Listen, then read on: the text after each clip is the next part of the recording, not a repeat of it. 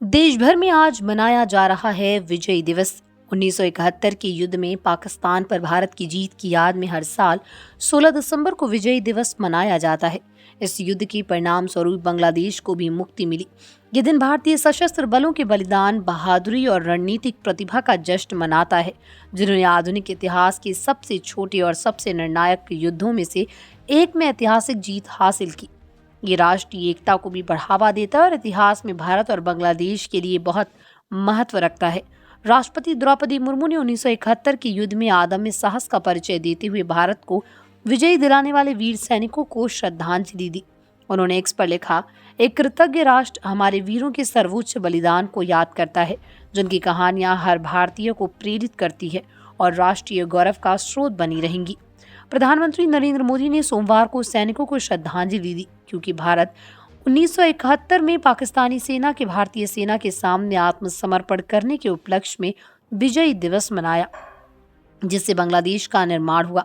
PM Modi ने x पर एक पोस्ट में कहा, आज विजय दिवस पर हम 1971 में भारत की ऐतिहासिक जीत में योगदान देने वाले बहादुर सैनिकों के साहस और बलिदान का सम्मान करते हैं। उनके निस्वार्थ समर्पण और अटूट संकल्प ने हमारे देश की रक्षा की और हमें गौरव दिलाया।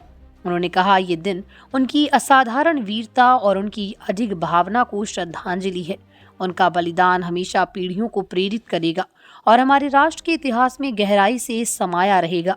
बांग्लादेश में भारतीय उच्च आयोग और अधिकारियों ने समाचार एजेंसी को बताया कि दोनों पक्षों को 2 आधिकारिक समारोह में भाग लेने के लिए ढाका और कोलकाता में प्रतिनिधिमंडल का हिस्सा थे। क्यों मनाया जाता है विजय दिवस? भारत और पाकिस्तान के बीच 1971 में युद्ध 3 दिसंबर को शुरू हुआ और 13 दिनों तक चला। तत्कालीन पूर्वी पाकिस्तान में मानवीय संकट के कारण युद्ध छिड़ गया था। पाकिस्तानी सेना ने क्षेत्र की नागरिक आबादी के खिलाफ अभियान शुरू किया था। भारत ने स्वतंत्रता के लिए अपने संघर्ष में लोगों का समर्थन करने के लिए हस्तक्षेप किया। 16 दिसंबर 1971 को पाकिस्तानी सेना के कमांडर पाकिस्तानी जनरल आमिर अब्दुल्ला खान नियाजी ने औपचारिक रूप से भारत और बांग्लादेश की मुक्ति वाहिनी की संयुक्त सेना के सामने आत्मसमर्पण कर दिया। उनके साथ लगभग 93,000 पाकिस्तानी सैनिकों ने आत्मसमर्पण किया, जो द्वितीय विश्व युद्ध के बाद सबसे बड़ा सैन्य आत्मसमर्पण था। इस जीत ने न केवल बांग्लादेश को जन्म दिया, बल्कि भारत को एक क्षेत्रीय शक्ति के रूप में भी स्थापित किया।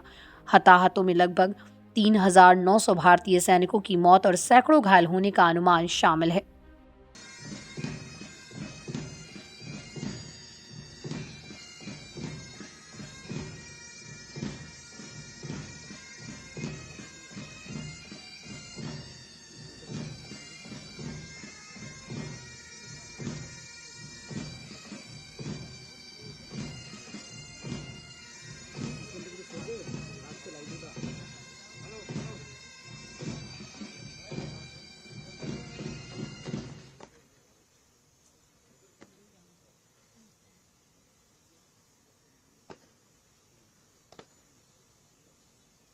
अगर आपको हमारी खबर अच्छी लगी तो आप इस वीडियो को लाइक और शेयर करें।